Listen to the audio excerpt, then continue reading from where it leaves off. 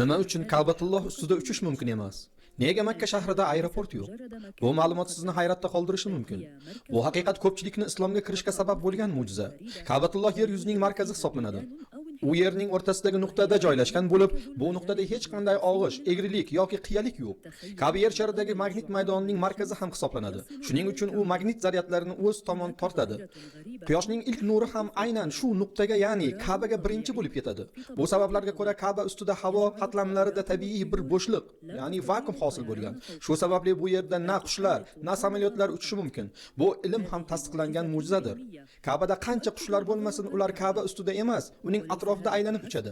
Yana bir hayratlanarli ma'lumot. Ka'batulloh yerning nuri hisoblanadi. Undan nur chiqib koinot orqali osmonga ko'tariladi. Aytilishicha, bu nur osmondagi Baytul Ma'mur, ya'ni farishtalar ibodatxonasigacha yetib boradi. Baytul Ma'mur osmonda qanday joylashgan bo'lsa, Ka'ba yerda shunday joylashgan. Ya'ni ular bir chiziqda turibdi. Bu esa Ka'baning ulug'vorligini yana bir bor isbotlaydi. Ilohim barchamizga o'z uying Ka'batullohga haj qilish va sevimli payg'ambarimiz Muhammad Mustafa sallallohu alayhi va sallamni ziyorat qilishni nasib et. Amin.